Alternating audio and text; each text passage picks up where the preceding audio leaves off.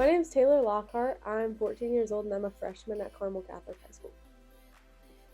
I'm John Rand, and I'm married to Crystal Botero Rand.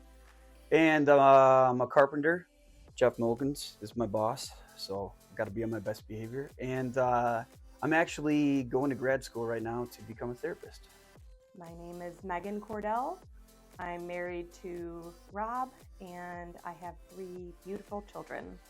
I work for the church, and what else did you need to know?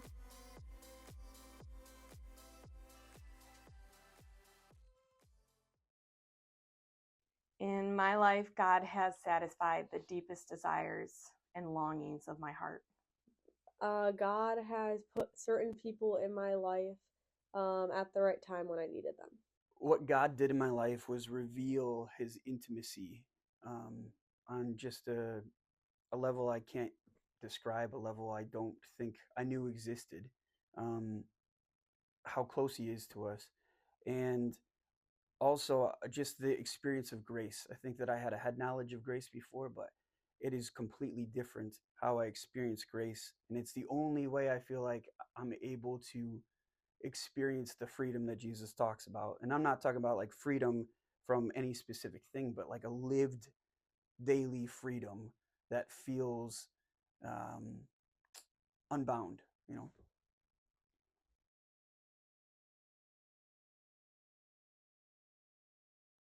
Before I really knew God, I grew up in a nominal Catholic home, and my parents had me baptized in the Catholic Church, and I had my first communion and would go to CCD classes.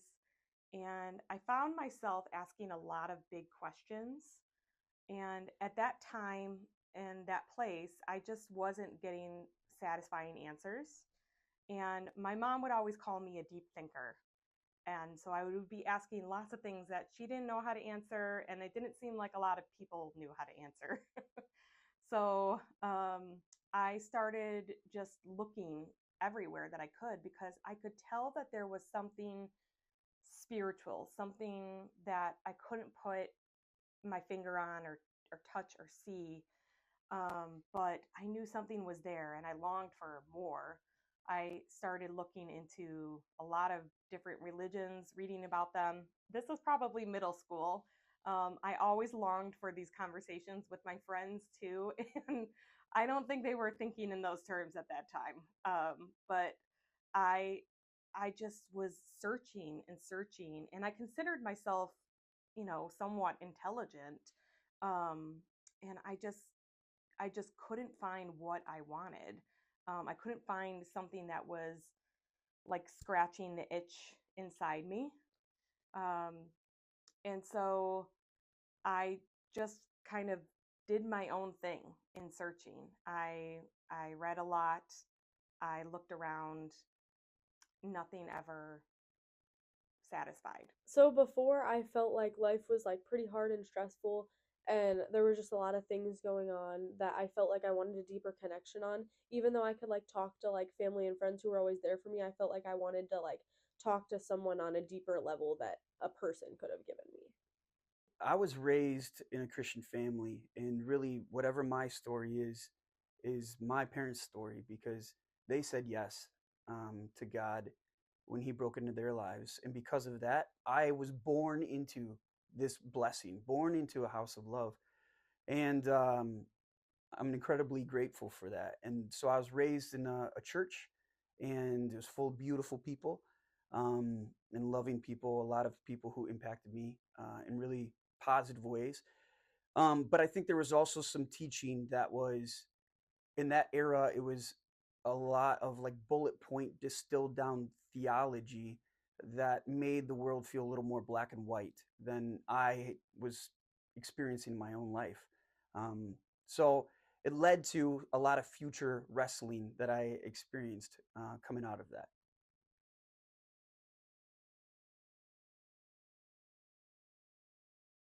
What prompted me to start searching for Jesus was when I went to high school, a friend of mine invited me to her youth group, and it was at an evangelical church. And I, for the first time that I can remember, really heard the story of Jesus. And we were watching this very cheesy movie. And I remember everybody in the room did not care to watch this movie. They were all talking to one another. But I remember thinking, if this is true, then this changes everything. I got a job working at a mental health facility with kids, conduct disorder kids in my unit. So a lot of violence, and when we'd read their case files and stuff, it just the people that I was encountering didn't fit this black and white mold that I had been raised with, and that triggered a lot of wrestling, a lot of I don't even know if I'd say doubts, just a lot of some of these things weren't holding water that I was taught about who God was and how he viewed us. And I needed to get a broader understanding of it. So I just started to wrestle a ton. And also, I was working a million hours a week, so I wasn't going to church anymore because I was working through that. So it was a period that kind of sent me into a lot of digging. And at that point in my life, um, I I was a very anxious person, a very anxious kid as well. I had a lot of anxiety issues, but I also had a lot of things going for me. I was very involved in every club, in um, in every sport, in the musicals, National Honor Society, all these things. Oh, I also had a boyfriend at the time that I was really involved with. And so I knew on some level that I things would change if I surrendered at that point to Jesus. But I knew in some sense that this had to be true. And I just was not ready to give it up at that point. So I continued going on, and I had a lot of anxiety in my later high school years and even going into college. A lot of, ontological questions and thinking, and college is a great place to kind of be searching also. But I just felt like the longings in my heart were just really unsatisfied. I was very unhappy. I would cry. I would have panic attacks. I started saying to my boyfriend, we need to start going to church together, doing something. So coming out of working at the mental health facility, I just I would struggle to sit in church because I could only hear what was being spoken through the same filter that I had been raised with over and over and over. And so that triggered a process was I didn't know at the time, but it was called deconstruction, I guess. It was before it was this big buzzword that was going on. But I read a ton of different books from different authors, a lot of different music that was like more wrestling with faith. Had a ton of conversations with all sorts of different people. Okay, so I was thinking I wanted like more of a bigger, different community around me than just school people, but I also wanted to be able to like talk to somebody in a different sort of way than I could talk to school friends. And it wasn't necessarily like a prayer, but it was just something that I like couldn't stop thinking, and just like it kept running through my mind about how I wanted something different. I didn't quite know how I could go about talking to God, even though I knew that God was always there, but I knew that I could gain something from God's relationship with me. But sadly, a couple weeks after that sort of breaking point, my boyfriend passed away suddenly from tragic circumstances. And that was really the moment where I felt like God was saying, it's time. Now is the time to surrender everything to me. And that was that was the change right then and there. I felt his presence. I felt a pursuit that I'd never felt before, a pursuit of truth that I'd never felt before. And I just felt a satisfaction even in the midst of my really, really deep mourning. Um, I couldn't have gotten through that time without without knowing Jesus. Um, and so it was then that everything changed. I feel like a lot of what I was taught felt like the shoulds. There was a lot of emphasis on shoulds, what you should be doing. Um, and what I had deconstructed from and then was starting to experience was more of, I guess I would describe like a visceral, like lived reality of grace, of God's presence, and what that looked like. I could feel and experience this, and it sounds like mystical to say, but like this tug of war with my ego and then something bigger, something greater. And so in my like deconstruction, I'd come across a lot of different ways of saying die to yourself. And I was like, well, I've heard that before. I've read that before. That's in the scriptures. And all of a sudden, these things I was living started to plug back into scripture in ways I'd never seen before. And so, this idea of dying to ourselves, of kind of dying to my ego when my ego wants to self protect or lash out or just have what it wants, dying to that, and then finding life in that surrender when I experience what it is to move inside of God's will, what God really has designed for me. Okay, so I was working at Whisk at my mom's bakery in Wakanda, and eventually a new girl walked in, and her name was Kat. She's the youth pastor's wife. So she was looking for a job at the time and was stuck between two positions and was just in prayer about it and felt that like God was pulling her to work at the bakery. And we got to working together throughout the time, and we started kind of like building our relationship, and she started inviting me to different like church events and youth group and big table, and I slowly just started going to different things and just started growing my relationship with God more and in a way that I wanted and needed at the time. There was a period of time where we snow plowed, and I would drive around this 2-ton salter, and if we ever had a snowfall or ice or anything, I'd just spend 10 minutes at a lot salting. But our salter broke down all the time. And the only way to fix it was to get into the back and like doggy paddle climb through all the salt to the feed gate and unblock the feed gate. And so I would find myself at a lot for like an hour and a half instead of 10 minutes. And it was like 2 a.m. It was freezing cold, and I was just feet straight up in the air. If anybody drove by, they'd be like, "Oh my, what's happening to this young man? We need to save him." But I was just digging and digging, and I'm just to be honest, I was swearing as loud. I was yelling, and it wasn't about the salter. It was about just everything in life, and I felt this pressure building, building, building, and then it just broke. And the only way I can describe it was like a dying into a surrender of God kind of saying, this reality isn't changing. The Psalter is the Psalter. But what's going on inside of you needs to shift and can change.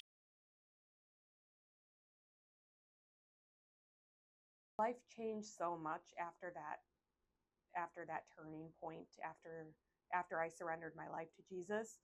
I found people that were also believers that I finally could relate to, that finally would want to have these conversations with me that I was so longing to have. God was so gracious to me to put some people in my life. Sorry. During my college years that walked alongside me in the times of grief and the times of belief. Um, and I just wanted more. I couldn't get enough of Jesus in that time. And I mean, still, it's been 20 years, and still, I'm still captivated by him. I'm still captivated by the faith. Um, and that's not to say that there hasn't been like a lot of struggles with mental health, with um, having children, with finding my purpose, even. However, I have never felt that I still didn't have that satisfaction and still didn't have that longing. I that has been quenched, that has been satisfied in Jesus, and nothing, even all the trials that I went through, nothing ever changed that. Um, he's been the ultimate satisfaction to all my deepest desires. So I feel like after I got a closer relationship with God and started being in the church and had a different like community of people, I feel like even though situations may not have clicked right away or like changed right when I wanted them to, I think it's given me more of a sense of hope and like trust that God can change things and turn your story around. God's timing is never late, even when you feel like it may be. I lost my father a couple of years ago. I lost a really dear friend. And I kind of feel like what I experienced about God was he can't always, he isn't going to always fix the Psalter. But what he will always do is be with us in that space. So when I lost my dad, um, we prayed and prayed and prayed, and we still lost him. So I had to wrestle with that. But the reality was, I felt such a sacred connection to God in that time. I mean, I can't even describe that. So it's a God who shows up in the muck, and less of me trying to use God to save me from every bit of muck that comes my way. I think that's the biggest difference that I can describe. I feel like life is different. Man, in a lot of ways, I don't know if I could really effectively describe. It feels like a little more mystical. It's stuff that's internal. It is definitely how I look at the world, how I look at life, how I view myself. But all of that is rooted in a confidence that I actually am loved by God. I feel like I spent so much of my life saying that, reading that, hearing sermons about it, singing songs about it. But all the while, what I really felt was God was just constantly disappointed. But that's not the gospel. That is not the gospel. So why was I clinging to that? Why are so many of us clinging to that? So I feel like now I feel so much more assured. I'm just loved. And what that does for me is there's less pressure. I feel a lighter burden, even though so many burdens of life are really heavy. That's still true. Still really heavy life burdens. But I just feel like I carry them differently, knowing I'm just loved. I'm loved, I'm loved, I'm loved, I'm loved, I'm loved. And it's the most constant truth that exists in this entire world. And so is everybody else. And that has changed everything, how I view other people as well. So it's been life-giving.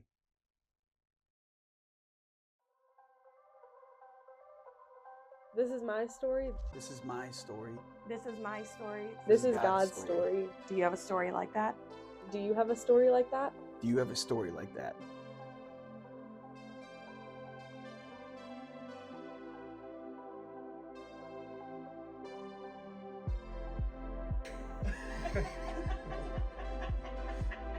So I think perfect. That's great. I love it. Yeah, there we go. Can you skank the whole way?